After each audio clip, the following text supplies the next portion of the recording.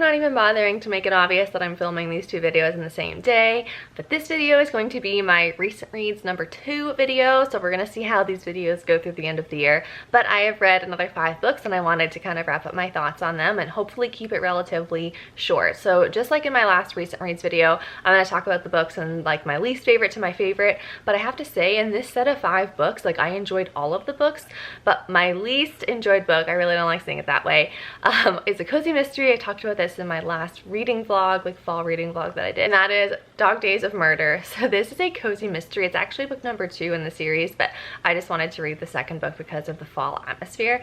And this book was just so cheesy and corny, had a really hokey murder plot and like not well written characters at all, but it was still just so entertaining and kind of enjoyable to read, super quick to read too. So this is about an innkeeper who lives in Maine. I think it's Maine, I'm pretty sure it's Maine. They're hosting this famous author who basically writes these self-help books for women on how to get any guy. And so there's this conference happening in her hotel. One of the people there ends up murdered, and it's this big mystery of what happened. It wasn't even too surprising, like the murder, I don't know, it doesn't really blow me away, but it was still enjoyable. And if you like cozy mysteries, I would recommend this just for like the fall aspect of this alone. Like there was really a lot they talked about, like there's a Halloween fall bash costume thing. There was this fall festival they kept going to every weekend, so there definitely were a lot of fall themes in this book that I really enjoyed. So the next book is a book I've been meaning to read since last year when I bought it, and then I didn't read it during the fall time, so I just waited because I needed to read it during the fall, and that's The Bake Shop at Pumpkin and Spice. This is actually a collection of short stories, so I really liked this. It was kind of more novellas. They were around 100 pages each, and they all had this magical realism element. So all of these stories take place in the same town, and the first story kind of sets like the idea for the rest of the short stories.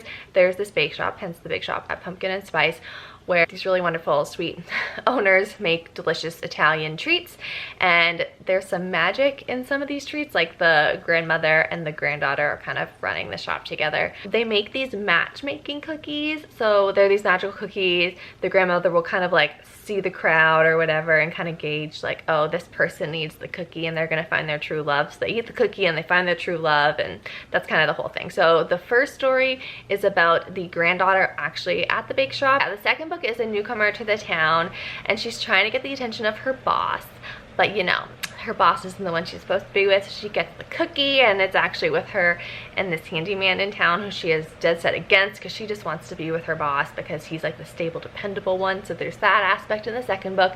And then in the third book, I'm saying book, but it's story.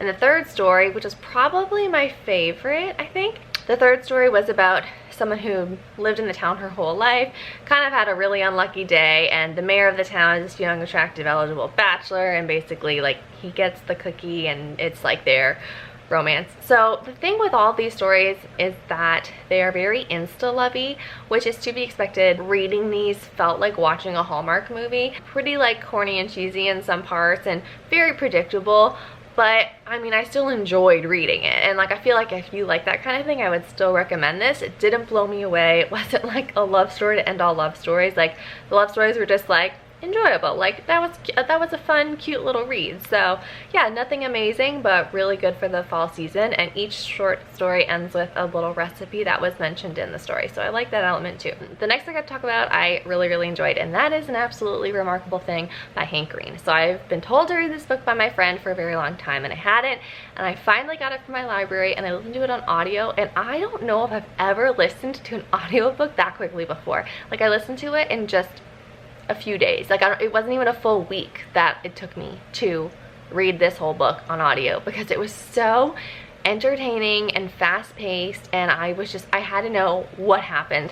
I can only really give you a very brief synopsis of how this book starts, because it is kind of a sci-fi thing, and like there's things that get revealed throughout the book, so I can't explain too much. But there's this young adult woman named April. She lives in New York City, and one night she's walking home from the office, and she sees this big like robot transformer thing in the middle of the sidewalk. And so she has her friend come who does film and kind of gets it on camera, and they post it on YouTube, whatever, and it gets tons of hits. Like, it gets millions. Turns out these things that she named Carl appeared at that same time all over the entire world, and they don't really know what these things are, these Carls. And so it's about April's rise to fame because she's kind of like the face for the Carls. I'm for sure going to be reading the second one like as soon as possible, like as soon as I can get it from my library, because that was just, it was incredible. So I would recommend too an audio, because I don't know, I was totally captivated the whole time, and I've been struggling with audiobooks because they've been like losing my attention completely. So the next book I had to talk about is Lost Roses. This book I gave 5 stars. I loved this book, and I also did this one on audiobook, and it was very well done. So this is the author who also wrote Lilac Girl, so if you've read that, then you're familiar with this author.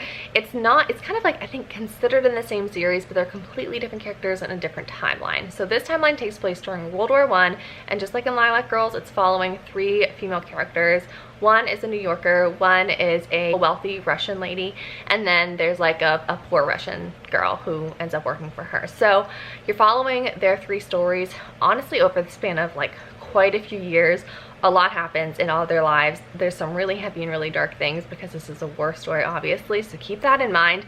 But I feel like it was so well done because you would go from one different perspective to the other. So just when one perspective was getting to the point where you're like, I can't handle reading this anymore, it would switch to something different. And I really liked all of the characters. I mean, there's one character, if you read this book, you do not end up liking that character, but still, like, the story of it was enjoyable to read, even though it was like super hard to read at times. But I think the storyteller does an incredible job writing this. Like, she had my attention, the way that she wrote these scenes and these characters, and just like these bad things that were happening to them in this war, she just had my attention completely. I would recommend, if you like historical fiction, and especially if you read Lilac Girls and liked it, then for sure you need to read this one, because it's like just as good, if not better. I can't decide which one I like more, but I liked them both maybe equally but differently, so I would recommend it. And the last book I have to talk about in this video, I'm actually not gonna really talk about because I have a video up of my review for Anxious People by Fredrik Backman. Just gonna say it here, I gave it 5 stars.